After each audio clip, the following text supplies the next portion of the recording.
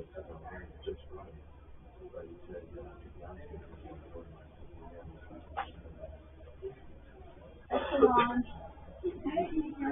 wore them the same way for you with the polka dots.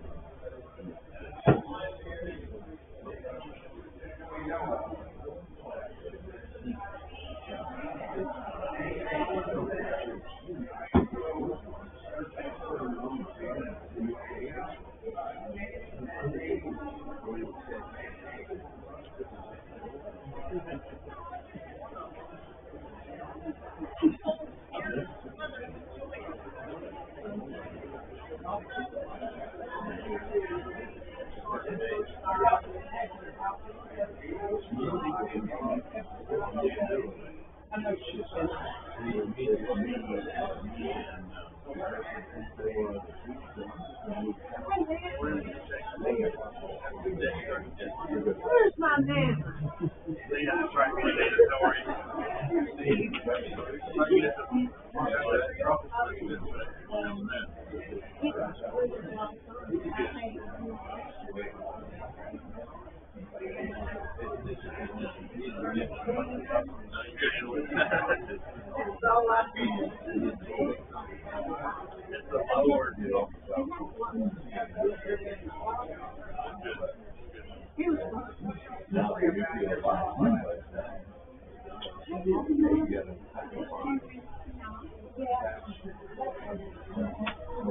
Tractor's back up and yes.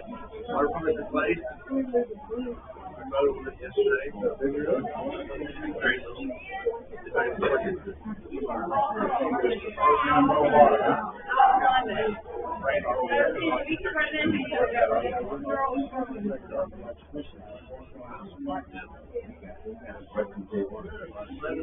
Working now, back in business.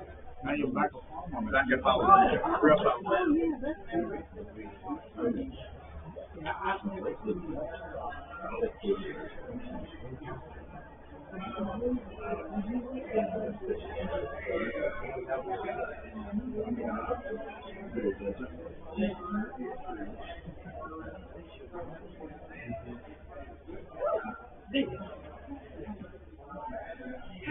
How are you?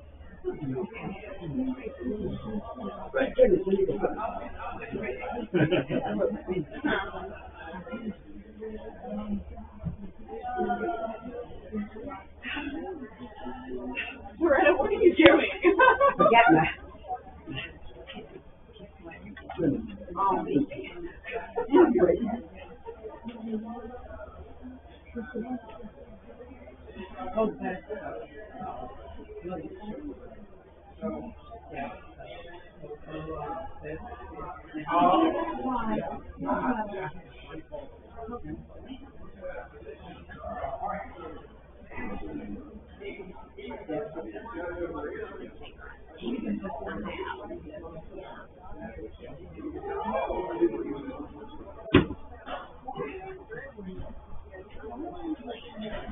You had fun?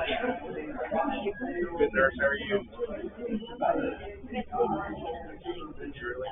Oh, it's a good day. Yeah. Oh, okay. Yes.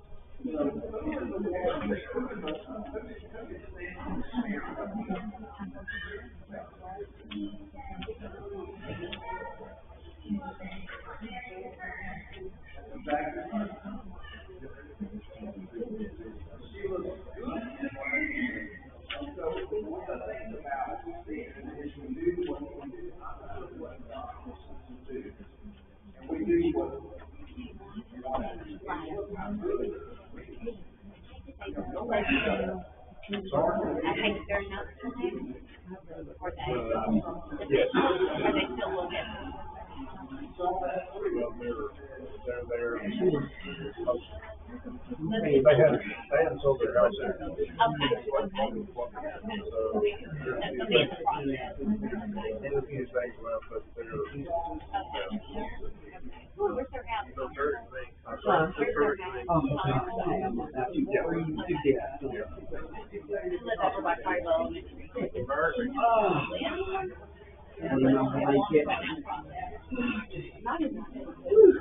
It's not gonna work. And that's a very tough. It's either hot or cold, it's never like an in between. You're just throwing right there. Right there. Here's another one right there.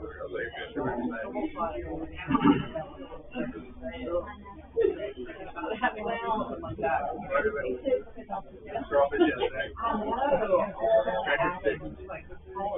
Cut a break. Or something else.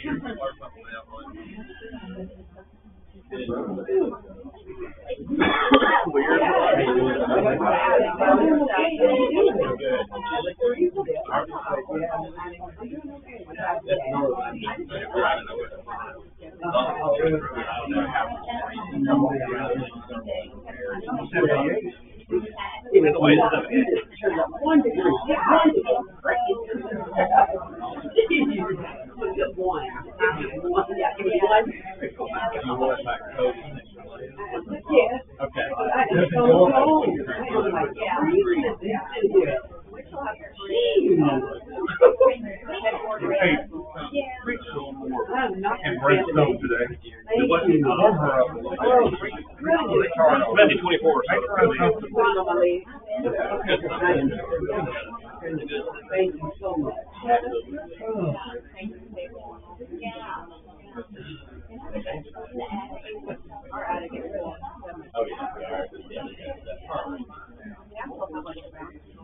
I did give away like the big 99 place and like I kept off on that.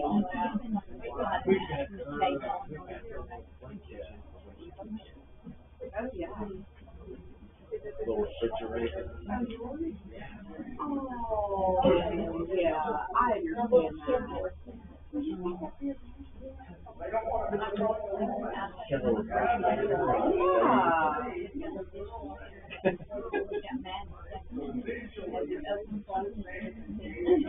Put each other in there and lock it. There's no telling what they do. The fact that they turn on the Oh. Tell me.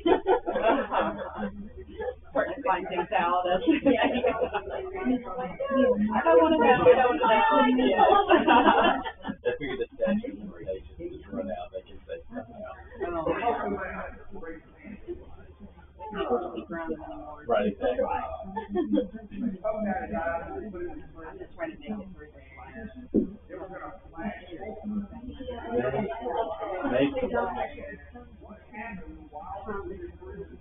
Oh, it's awful.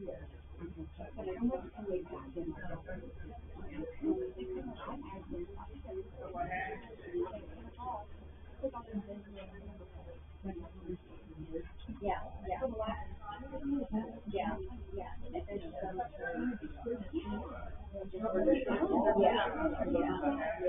yeah.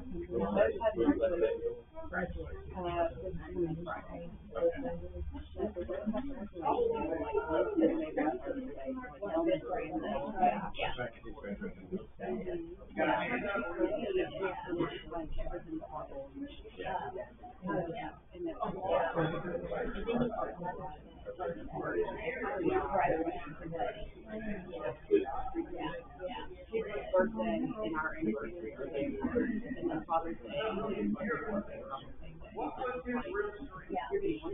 Right. That's what you got to do it. That's what you got to do. I got one thing, yeah, that You you got to want. you have to. It's like, it's just a lot. Well, people's going to want to stop. We want to know about it. We're going to access what the Song. I'll give Mikey song. Yeah, no, you were very excited about it. Yeah. More than his earbuds, more than. Yeah, no, he was very happy. He'd probably be silly. You think so? Yeah. He had a very thick head. Oh, yeah, he was being silly. He was being sarcastic. I Everybody else guarantee. is talking about all this stuff. He's like, Yeah, he was being silly. it's like, okay, you're not a shit. It's like, I'm gonna give you the minimal thing.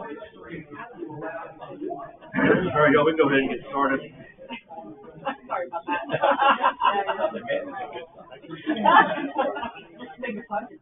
right, y'all, we'll go ahead and get started today. I'm gonna ask Brother John, if you would, to say a prayer for us so we can get going and get into Matthew 20. Father in heaven, we thank you for this day, that we can begin the week in study of your word. We're thankful that it was preserved, that we have access to know what you want. We ask that as we study your word this morning, that you be with Clay, that he would teach in such a way that we can understand. And we're asked that as we read your word, that we would be able to hear, that you would open our eyes and open our ears, that we would understand what you would have us to know. In the name of Jesus Christ we pray. Amen. So we are in Matthew 24 today. It's one of the fun chapters in Matthew that can trip people up, but I think we'll take hopefully a balanced approach to it. Read through it and read it in its context. It's a very, very simple book at the end of the day. I do want to back up a little bit and go through Matthew 23 just a little bit towards the end of it. Matthew 23, excuse me, Jesus goes through, since most of chapter 23 is talking about the woes on the scribes and Pharisees and the hypocrisy and those kinds of things that they do, the wickedness, and really kind of just punching them in the throat for all the things that they do and don't do in the way they have missed the mark and hypocrisy and those kinds of things. It gets to the end of that chapter. Beginning of verse 29, chapter 23 says, "Woe to you, scribes and Pharisees, you hypocrites, because you build the tombs of the prophets and adorn the monuments of the righteous, and say, if we had lived in the days of our fathers, we would not have been partakers with them in the blood of the prophets. Therefore you are witnesses against yourselves that you are sons of those who murder the prophets. Fill up then the measure of your father's guilt, serpents, brood of vipers. How can you escape the condemnation of hell? Therefore indeed I send you prophets, wise men, and scribes. Some of them you will kill and crucify, and some of them you will scourge in your synagogues and persecute from city to city, that on you may come all the righteous blood shed on the earth, from the blood of righteous Abel to the blood of Zechariah the son of Berechiah, whom you murdered between the temple and the altar. Surely I say to you, all these things will come upon this generation." He goes through this chapter 23, talking about their hypocrisy and wickedness, and then he spends the end of the chapter, they're talking about the judgment that's going to come on them, on the scribes and Pharisees. And verse 37, he says, "O Jerusalem, Jerusalem, one who kills the prophet and stones those who are sent to her. How often I wanted to gather your children together as a hen gathers her chicks under her wings, but you were not willing. See, your house is left to you desolate." What does a desolate mean? Sorry? What is desolate? Empty, right? So what does that mean in this context here? Talking to the scribes and Pharisees, you had your shot, you messed that up. I'm talking about a desolate house. Well, he's talking about the Jewish people, the Jewish religion, that have not fulfilled what they're supposed to do and been obedient to what they're supposed to be. That's kind of what he's talking about here when he talks about it being desolate. See, your house is left to you desolate. For I say to you, you shall see me no more till you say, blessed is he who comes in the name of the Lord. And that's a passage from Psalms 118. And so the way the chapters break, we talked about this before, chapter 24 is it's a turning point kind of, but it's the same conversation, same discussion. We've got to keep chapter 24 in context. Before we get into more chapter 24, are there any questions on chapter 23 before we go any further? All right, so again, chapter 24 is something that is a chapter that can confuse people, but we've got to keep in mind the context of what chapter 24 is about. And Matthew's audience, which you all talked about, is who? The Jews, right? Matthew's audience is the Jews. So this is it's a story about the context of what Jesus is here for, the Jewish faith, the leaders that have messed that up, the temple. It's all one story here. What was Jesus' mission? What was part of his mission? Service. They can save the law. They can save the lost, and what else? Teach. Yeah, fulfill the law, right? Bring all that to fruition, finalize it. That's what chapter 24 is about. It's about the destruction of the temple. And that time then it's not about, people can take this and take it 100 different directions, but at the end of the day, it's about what Jesus is here for, what he came here for, to fulfill the old law, to do away with the Jewish law, to open up righteousness for all mankind, not just the Jews only, but to fulfill it for the Gentiles and everybody else. And that's what 24 is about. So, chapter 24 begins there in verse 1. So Jesus went out and departed from the temple, and his disciples came to show him the buildings of the temple. And Jesus said to them, "Do you not see all these things? But surely I say to you, no one stone should be left here upon another that shall not be thrown down." So again, keep it in context. So they're walking from the temple, they look back and they're marveling at the structure, the physical structure. Is there any significance, do you think, in them marveling and being excited over the physical site of this building? Is that significant, you think? Why is that significant? They're still focused on physical worldly things as opposed to the spiritual things that you think. He's been trying to hammer that into them for forever, and they haven't grasped onto that. So they're marveling at how beautiful this building is, because it had just gone through a renovation before Jesus was born. They have the Herod's temple, so he had really built this place up, and it was pretty, and it was like an architectural marvel, the way it looked, the way it according to the records. So they're looking at this, and this is a beautiful building, and how great it is. And Jesus, there in verse 2, kind of comes back with them and says, and Jesus said to them, "Do you not see all these things? Surely I say to you, not one stone shall be left here upon another that shall not be thrown down." So he's telling them, it may look good, but it's going to come down here eventually. It's going to come to an end. What did the temple represent to the Jewish people? It represented God. It represented a place to sacrifice. They'd use it for all kinds of other things outside of religious needs, but at the end of the day, it was a place that represented God. To them, it was the center of their religion. That's where we're getting into the context 24 here, where it gets picks up and gets kind of exciting. Well, since it represented God being with them, it represented success, prosperity, kind of all the positives, and that's kind of the opposite of what's about the just longevity, prosperity, all those things that they were putting their faith, because God is with us in the temple, and that's kind of what they associated with it. Yeah, 100% right. And so I want somebody to read. Matt, you want to read verses 3 through? Let's go read through verse 8. And he sat on the Mount Olives. The disciples came to him privately, saying, "Tell us, when will these things be, and what will be the sign of your coming and of the end of the age?" And Jesus said to them, "See that no one leads you astray, for many will come in my name, saying, I am the Christ, and they will lead many astray. And you will hear of wars and rumors of wars. See that you are not alarmed, for this must take place, but the end is not yet. For nation will rise against nation, kingdom against kingdom, and there will be famine and earthquakes in various places. All these are but the beginning of the birth pains." Thank you. So let's try to keep this again in context. They marvel at the temple. Jesus tells them the temple's going to come down. They're going, well, wait a minute. What does that mean? What should we look out for? When's this going to happen? What's going to be going on? And Jesus responds to them and tells them, here's what you need to look out for. What's going to be happening when this time comes? Again, he's foreshadowing for what would be AD 70 down the road, obviously. But he's telling them what all to look out for here. One thing too, when Jesus taught, the location a lot of times added context to what he was teaching. And so as you leave Jerusalem, you kind of go in this valley, and then you go up to the Mount of Olives. It's on the east side of town, right? On the east side of the temple. So yeah. So you go kind of in this short little valley. You go up to the Mount of Olives. Well, from the Mount of Olives, you can overlook the entire city. And so as they're sitting on the Mount of Olives, it's possible that, they could see the whole city of Jerusalem as he's going through this teaching.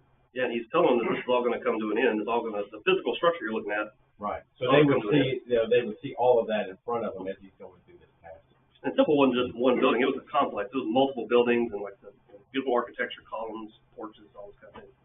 The beautiful building. Yeah, they're looking at, to your point, they're looking at this just to say this is all going to come down. They're like, what do you mean it's going to come down? What's that going to look like? What should we look out for when this is going to happen? And he goes through this passage here and tells them. Take heed, verse 4, take heed that no one deceives you. For many will come in my name, saying, I am the Christ, and will deceive many. So people are going to be saying, I'm the Christ. But what's Jesus telling them? They don't listen to other people. Don't be deceived by anybody else. I am the Christ. Listen to me. You'll hear wars and rumors of wars. See that you are not troubled, for all these things must come to pass, but the end is not yet. So he's telling them it's going to be bad. So there are wars, rumors of wars. Don't fret about that kind of thing. I got you. These things have to take place. Don't be worried about it. It's going to happen. You'll hear of wars, rumors of wars. See that you are not troubled. For all these things must come to pass, but the end is not yet. For nation will rise against nation, and kingdom against kingdom, and there will be famines, pestilences, and earthquakes in various places. I think that's actually called out in Acts chapter 11, I believe. I wrote it down.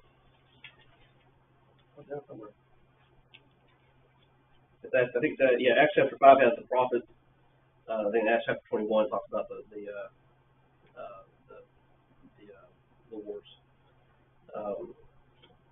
And it says all these are the beginning of sorrows.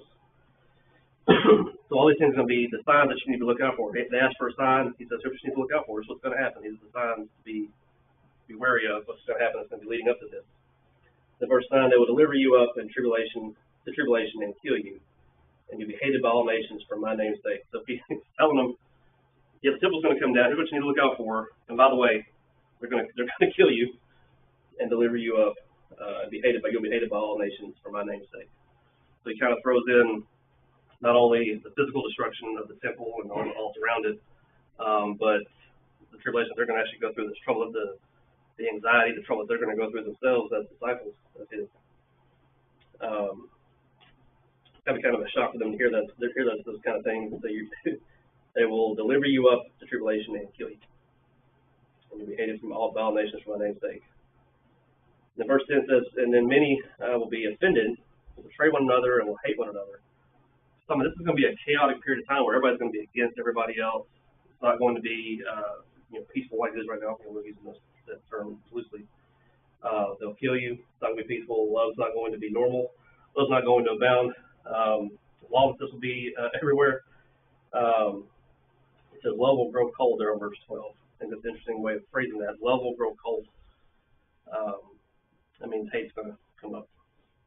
But the key of all this is there in verse 13 and 14. That he who endures to the end will be saved. And this gospel of the kingdom will be preached in all the world as a witness to the nations, and then the end will come. So 13 is the focus on all this. He's telling them it's going to be bad. It's going to be bad on you. It's going to be bad on everybody. But what does it say in verse 13? He who endures to the end will be saved. If you keep your eyes on me, we'll make it to the end. Anybody got any questions about this before we move on to verse 15? Nice talking to group this morning. So I will say, this probably, I don't know that we understand the gravity of what the apostles or disciples are experiencing here, because it's had to be a shocking statement for them. When the temple that they could see, and they probably had a lot of faith and confidence in that whole structure, as we talked about, and they heard, what? It's going to be destroyed, and then there's going to be all this persecution, and I'm going to be, persecuted. They were probably really struggling to understand this, probably brought some fear to them. I know in retrospect, we look back on them and say, well, the disciples said they should have done this, they should have believed, they should have, you put yourself in their shoes, and it had to be a very, hit in the face or hit in the gut, type situation. Yep. Totally agree with that. I mean, if you're sitting and looking at Washington D.C. From a hill, and somebody tells you that the whole city's gonna be leveled one day, you're like, come on, you can't do that to the whole city. You can't do that to those buildings. That's kind of what they were going through. But it also added on to that. By the way, they're gonna kill you and persecute you as part of it. So yeah, very good point. So I'm going to read verses 15 through 28 for me. When you see the abomination that causes desolation spoken of by the prophet Daniel standing in the holy place, then those in Judea must flee to the mountains. A man on the housetop must not come down to get the things out of his house, and a man in the field must not go back to get his clothes. Woe to pregnant women and nursing mothers in those days. Pray that your escape may not be in winter or on a Sabbath. For at that time there will be great tribulation, the kind that hasn't taken place since from the beginning of the world until now and never will again. Unless those days were limited, no one would survive, but those days will be limited because of the elect. If anyone tells you then, look, here's the Messiah, or over here, do not believe it. False messiahs and false prophets will arise and perform great signs and wonders to lead astray, if possible, even the elect. Take note, I've told you in advance.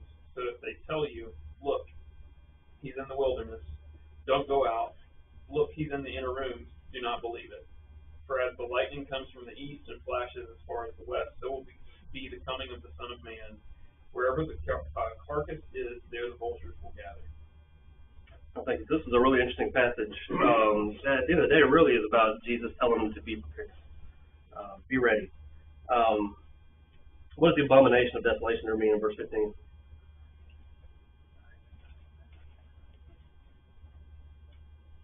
Anybody? It's referring to. Telling them, Go ahead. I was just going to think it's telling them, when you see these armies approaching, you need to get out of the city. You need to run, flee the city. Yep. Abomination of desolation is really referring to, we talk about when all this is coming to an end. The temple, like we said earlier, is where they represented a place to worship, sacrifice, those kinds of things. This is Jesus telling them, be ready. He doesn't give them a specific date. That would have been helpful, we would think. He said, on this day this is going to happen. He doesn't give them a specific date. His whole point of this is be ready. So he goes on there from verse 16. Let those who are in Judea flee to the mountains. He's saying, whenever this happens, you see armies starting to come around, leave. Like, get out of town, leave immediately. Don't, he says there in verse 17, let him on the housetop not go down to take anything out of his house. That's the idea of you're on top of your house. You see armies coming in, don't go down and grab stuff together. Just leave. just get up and leave. Don't waste time getting other things to take with you. And he says, verse 19, woe to those who are pregnant and those who are nursing babies in those days. He's telling them that this is going to be a tough time for you. If you live on the Sabbath day, it's going to be even tougher. If you're pregnant, nursing, living on the Sabbath, if you're in the wintertime, it's happening in the wintertime, you're just not prepared for those kind of things. He's saying, be prepared. It's going to be hard on you, but if you fall into one of those categories. The whole idea is being prepared. If anyone says to you, look, there is Christ, or there, do not believe it. For false Christ and false prophets will rise and show great signs and wonders to deceive, if possible, even the elect. So he's saying, don't be distracted by anybody else that says, if you're trying to leave town and head to the mountains, look, there's Christ over there. Don't be distracted by that. Still, do what I'm telling you and leave town. I think it's a real simple message. So let's try to back up here and see what we're talking about here. So back in verse 3, they're marveling at the temple. Jesus tells them it's going to be destroyed. They're saying what signs we need to look for. He gives them the signs and tells them whenever this starts happening, what to do to take action behind it. It's about leaving, getting out of town, and being prepared. He says, and don't be distracted whenever the time comes. When it's time to leave, get up and go. It's time to leave. So false prophets, false Christ and false prophets will rise and show great signs and wonders to deceive, if possible, even the elect. He said, even the elect. Who are the elect? Not the saved. Saved, yeah. It's Us.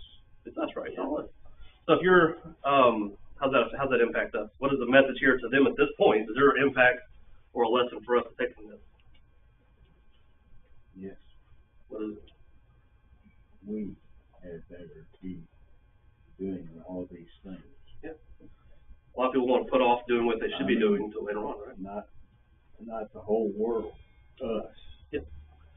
Absolutely. This is a passage to a specific time and place, Yeah. the specific audience, but there is a lesson for us to take off of this for our lives, even today, about being prepared, being ready, not putting off the things that need to be done till later on, but make sure you're doing what needs to be done today while we have time. Not be distracted by anybody else. Do what Christ says. Be obedient to it. Clay, Yes, ma'am. don't you think that the leadership of that day were saying that he was one of these false teachers? He was a false prophet. Yeah, absolutely. He was a false Christ. Yeah. Because they really didn't want to believe. And even though he did wonders and, great wonders and things like that, they couldn't put all the ABCs together of what he was. Yep. He got labeled with all kinds of horrible labels. One of them was being a false teacher. One of them was being Of the devil. blasphemous towards God. I mean, being the devil himself. Which is a pretty steep accusation for anybody to throw at anybody. Say that guy is the devil. He's acting as the devil. He's all these things. But yeah, they're throwing the labels onto Christ as well. Absolutely. Anybody have any questions about this passage before we move on? Yeah, I was thinking about some of my family that all they've known is what they either grasped coming up in my case in the Baptist church. What they know is all they can grasp. And kind of in this case, what they know may be all they can grasp. They're trying to slowly get it, but we see that today with people we know that it's hard to help them understand and study because they've got this preconception of this temple's been here how long, and I think they had just finished it not too long before this, so Yep. it's all they knew. So I can imagine it would be a very scary thing that takes a little time, a lot of time. But what part of you bring up a good point here. What does it take to have this kind of to do what Jesus tells them? It takes a lot of faith, right? Because they don't want to leave. I mean, you got to imagine, like he said, that the temple represented something to them. Represented God. Represented success, prosperity, strength.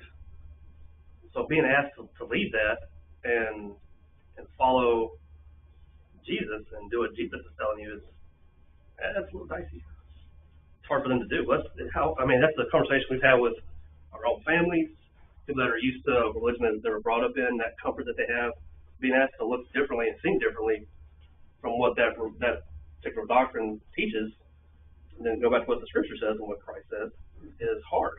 Not everybody can do that. So I think your point is they're having a hard time wrapping their brains around this whole thing anyway. Trying to being asked to give up what they knew as comfort and strength and all those kind of things to follow Christ. I think that's an excellent point. That's an application thing for us.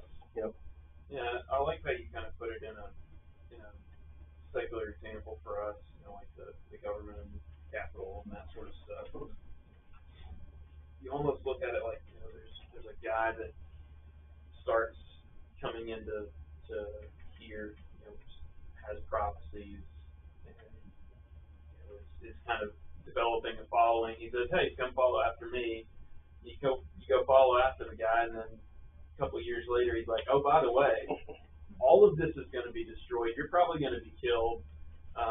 When these things start happening, get your ears up a little bit, and then when you see this happening, run. You're not going to be able to go home. Just whatever you got in your pocket, take it with you. You're never going back to your home. Go out and spread the message that I've been telling you." Like, that's hard stuff. Like, even from a secular sense, that's hard stuff. Yeah. But from a religious sense, it's very, very hard. Yeah, I think that's a great point. We don't give them enough credit for what they're having to face it. They're being told this. We're like Rob said a while ago. We're really hard on the disciples get, and we're like, okay, realistically, would we be any different if we're in their shoes? Yeah, and at this point, he hasn't died and been raised yet. They can't get their brains wrapped around that either. Right. And, you know, Yeah. they haven't seen the full fulfillment of the prophecy. They've just, you know, latched on to what he's been saying because of the signs and the great things that he's been saying.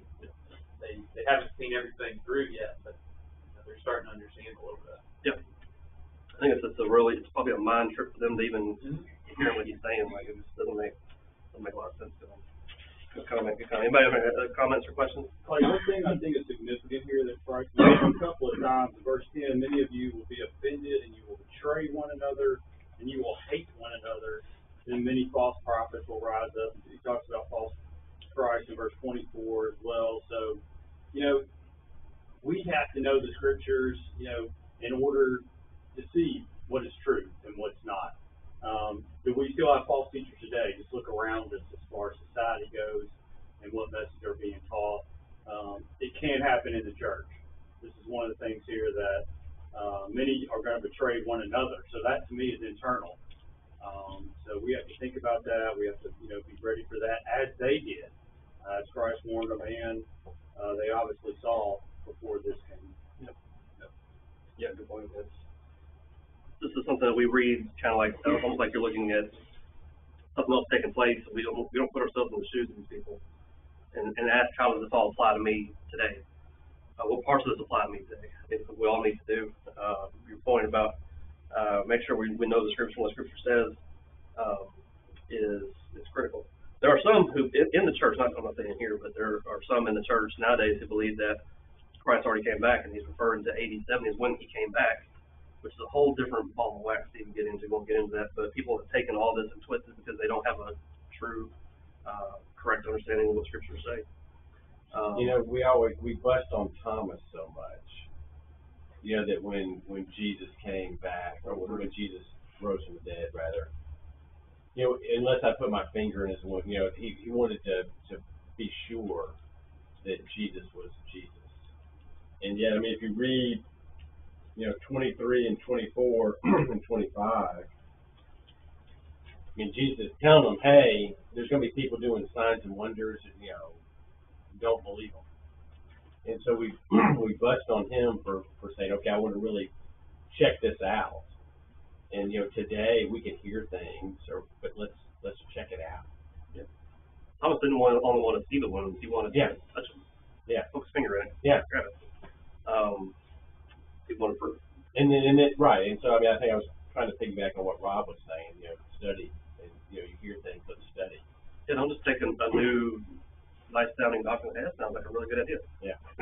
Doesn't match up with what Scripture says. First of all, what does this book say? That needs to be our standard.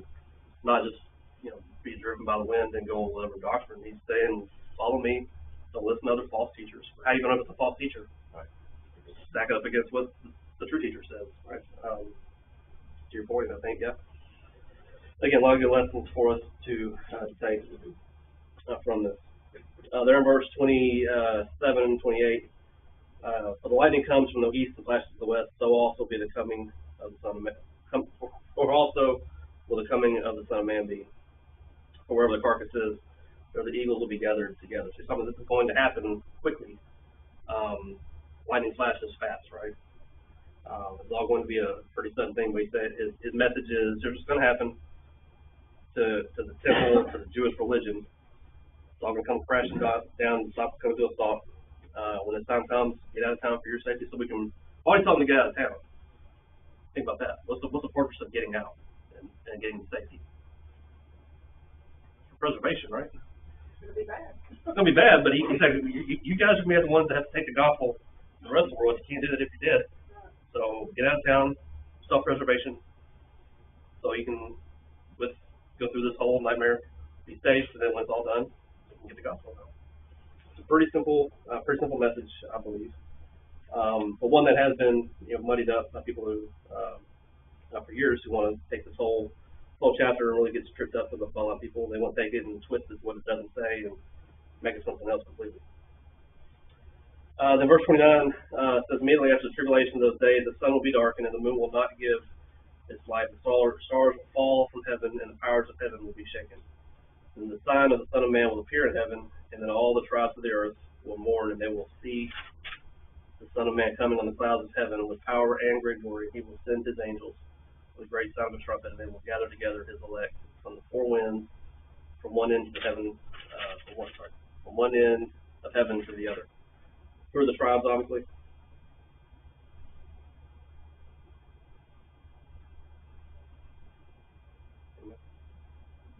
All the tribes of the earth. He's talking about the Jews, I believe, the Jewish faith, all the tribes. The author here in the book says,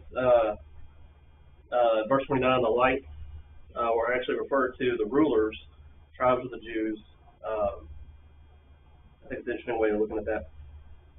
Any questions on that passage, Shaw, before we get into anything else?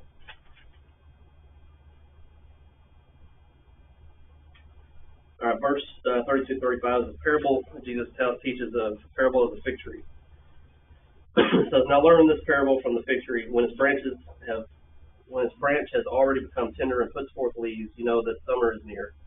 So you also, when you see all these things, know that it is near, at the doors. For surely I say to you, this generation will by no means pass away till all these things take place. Heaven and earth will pass away by words, but my words will by no means pass away. All right, somebody tell me what's he talking about here in verse 32-35. Look for the sign. Look for the sign. It's a real simple message. Be looking. Be ready. And then take action. I think he's answering their question from verse 3, when these things will happen. Yeah, they ask him questions about what signs they look for. And he goes through all these things, look for all these things to happen, and then here's the action you got to take. Be ready. And get out of town. Don't stop. Don't grab nothing. Don't listen to any distractions. Get up and leave. You've heard this before, but surely I say to you, this generation will by no means pass away till all these things take place. Obviously, that means this all happened while these people were all still alive. It's not something that's future. This has happened while they're all still in their lifetime. But again, simple message. Be ready. Be prepared. And I want to read verses 36-44 for me.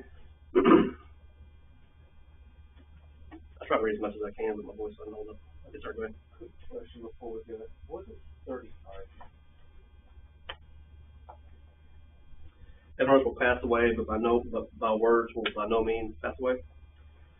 I think he's. I'm not going to put this in concrete here, but I believe what he's referring to is leading towards the end times. Because the next verse goes into verse 36. I think your Bible probably has a title on verse 36 that says, "No one knows the day or the hour." That's not really a break in the conversation. That's all one conversation. So I think he's starting to lead towards the future of what's going to happen on Judgment Day, and not knowing the day or the hour. He says, "My words will by no means pass away." So the word is permanent. Heaven and earth. I think he's talking about, obviously, not heaven, but like heaven, the heaven, skies, earth will all pass away. Is he transitioning from destruction of Jerusalem? He started transitioning. Yeah, before in verse 34-36 should be the transition. The transition. Yeah, before that, he's talking about those days, like leading up to these passages. Those days is kind of a generic term. But here in verse 36, you'll start seeing more of a more specific day and hour, a little more specific phraseology. So I think he's starting to transition into this part here about judgment and about the end times. It is a shift in the conversation for sure. What about the 30? Back up there.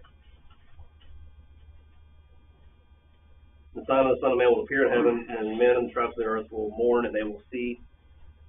Why would they mourn? That's a question I actually had here written. Why would you mourn? Everything you knew has come to an end.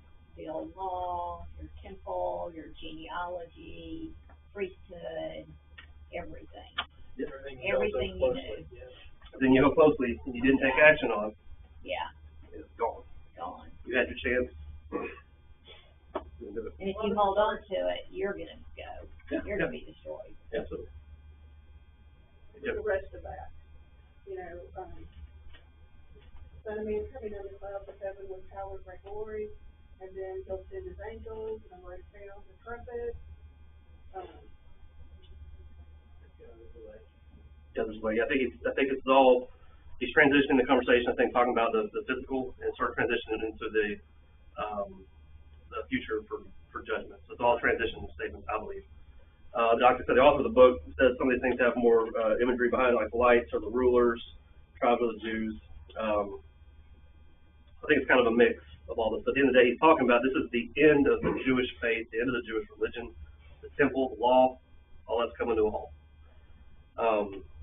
It's just difficult to square that. If you back up a little bit more, he's trying to tell them the difference between people claiming that they're Christ and his coming back onto earth. Like, what's going to be different?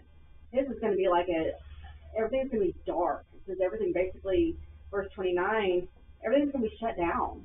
Like, the world's going to be dark, and then, like, suddenly, out of nowhere, he's announced his trumpets, and he's coming down, and, like, nobody here on earth can appear that way. Nobody else can fall out of the sky like that. And so that's where he announces his majesty and his glory and his power is, I'm going to appear to you in a different way. So don't be listening to these guys over here that are claiming to be me when they're not. And I actually think to me, it's a celebration. I mean, it's a celebration. If you've been prepared, it's a celebration. Yeah, exactly. It's the morning. That's when the morning comes in. If you haven't been prepared, that's when the morning comes in. It's a celebration. It's a release. It's finally we get to go home. You know, we get to forget this place and we get to go home. And that's just the way that I read it. I think that's definitely valid. You know, the angels and everything. It's going to be it's just going to be an absolutely beautiful return. Like something like you think about going out and seeing God's landscaping and how it takes your breath away sometimes, just seeing the Grand Canyon or just seeing all these just different things that he's created. Well, think about how much more it's going to be when we see him come in for us. Yes. You know. Stefan, do you have a comment? Yeah. So where do we think we are in this whole passage? Are we in between 28 and 29? Are we in between 33 and 34? Are we in between 35 and 36? Because, I mean, I have no historical record of the Son of Man coming in the clouds of heaven with great power and glory, loud trumpets sounding, and elect being given. Yeah, I think it's all transition statements. I think we're between, are we in the tribulation of these days, or are we in the generation that will certainly not pass away until all these things take place? The generation was that time, people actually that living at that time.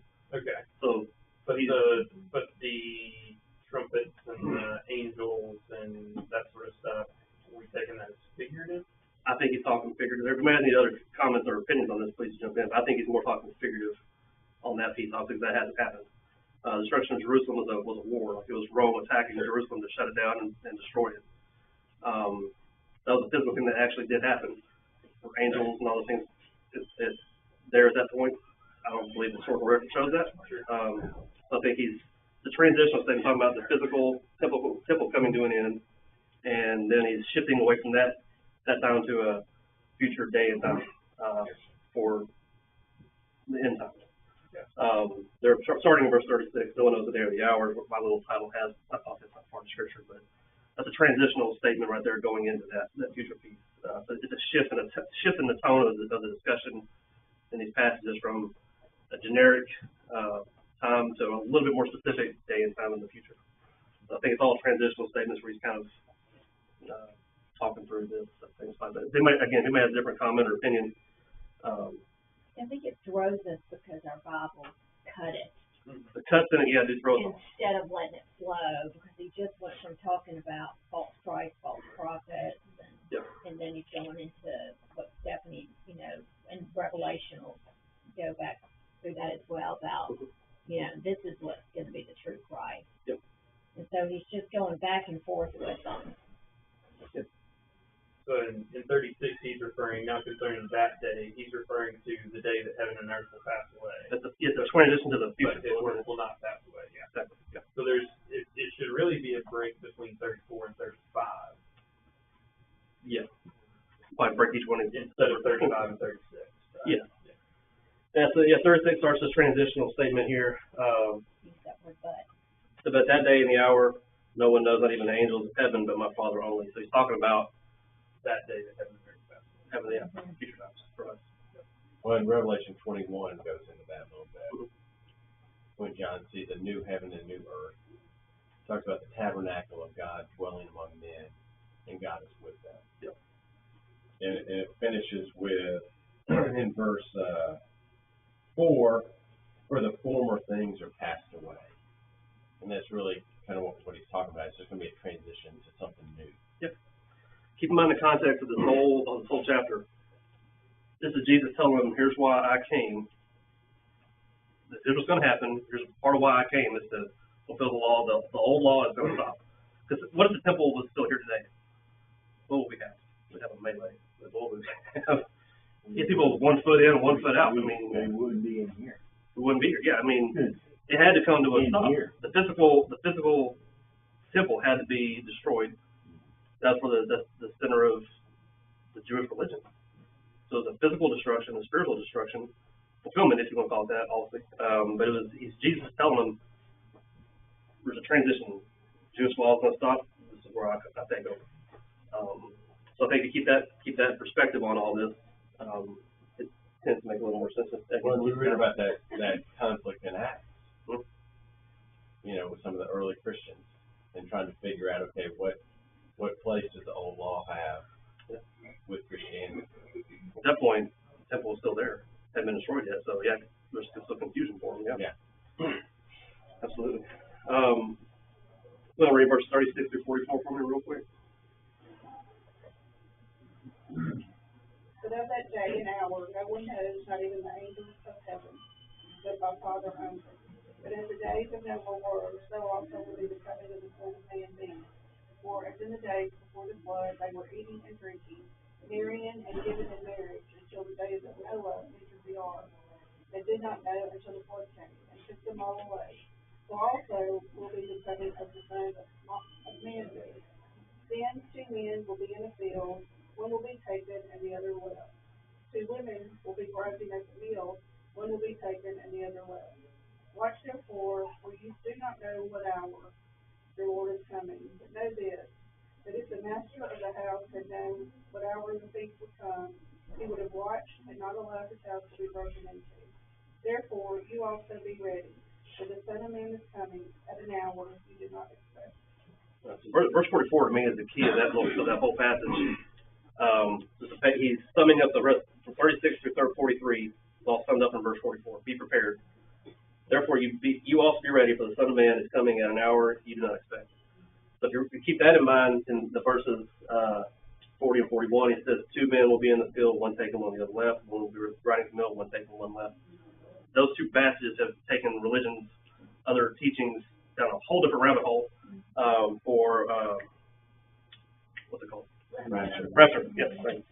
And what that simply means is one's prepared to go to heaven, one's not. that's what that's talking about. It does trip us up sometimes, but if you keep that in context of what's happening in verse 44, therefore you also be ready, for the Son of Man is coming at an hour you don't expect. Be ready. He talks about the passage there about as the days of Noah. People are living life like there's nothing to it. Life's good. Let's marry. Let's eat, drink, be merry. Let's marry each other. Let's give in marriage. All those kind of things. And they weren't ready when the rain came and Noah entered the ark.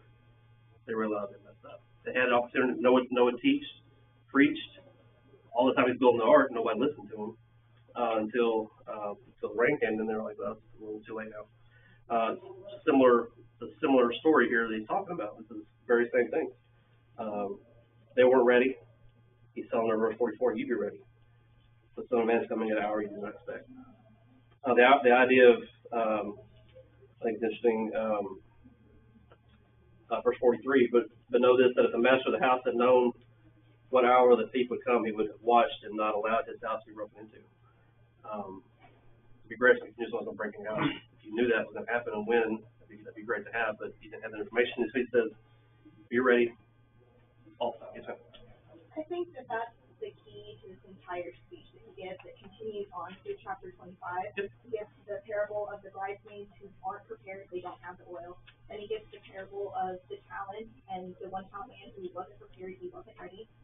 And then at the very end of chapter 25, he talks about the final judgment and people not being prepared to help other people in need. When they were thirsty, they didn't give them anything to drink. When they were naked or sick, they didn't do anything to help. And his conclusion of this entire speech, this 2-chapter-long speech, says, I will tell you the truth, when you refuse to help the least of these, my brothers and sisters, you were refusing to help me. And they will go away to eternal punishment. And I think that's the culmination of all of this, both the message about the destruction of Jerusalem and the message of the destruction of the world, is we need to be prepared. We need to be ready, and specifically how. Like, what does being ready mean? Being ready to serve our fellow brethren, being ready to help the people around us. That's what verse 45 through 51 is talking about, being a servant. That's to your point. That's what that passage is about. Even when people are unlovable, you're still supposed to serve them. Say it again? Even when people are hard to love and mistreat you, you still have to obey and serve them. So, I think about, that's what Jesus did. If you give somebody something to drink that's in need, you're doing it for me too. It's not just a homeless person out on the street. It's your brothers and sisters, or it could be unbelievers, or it could be, it's everybody. Yep, 100% agree with that. That's what that passage, like again, through 45 to 51 is talking about, the faithful servant and the evil servant. 3 or 4 minutes left. Let's read that real fast. Who then is faithful and wise servant whom his master made ruler of the household to give them food in due season?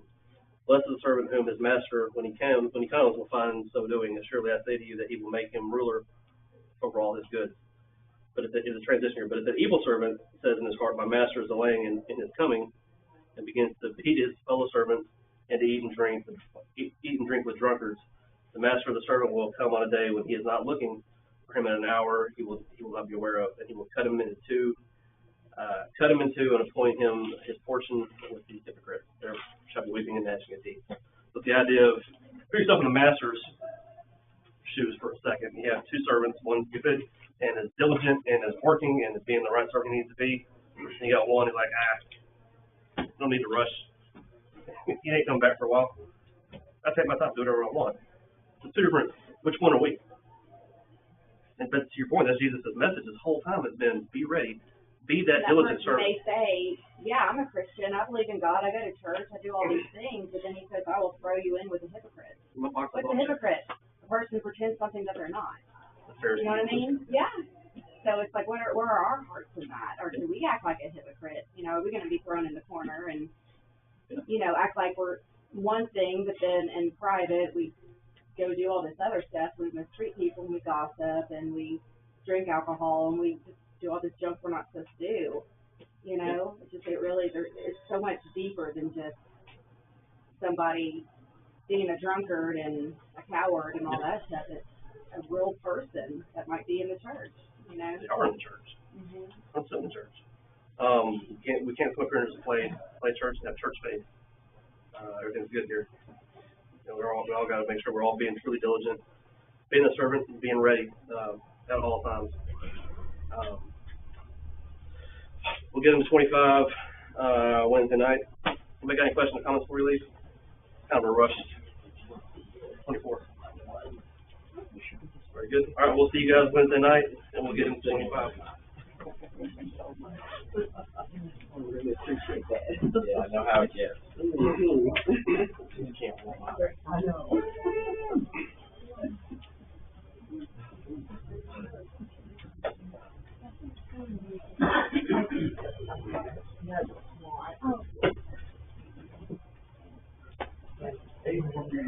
Right?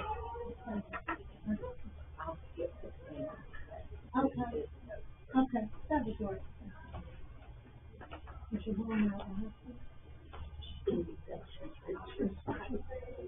A little more.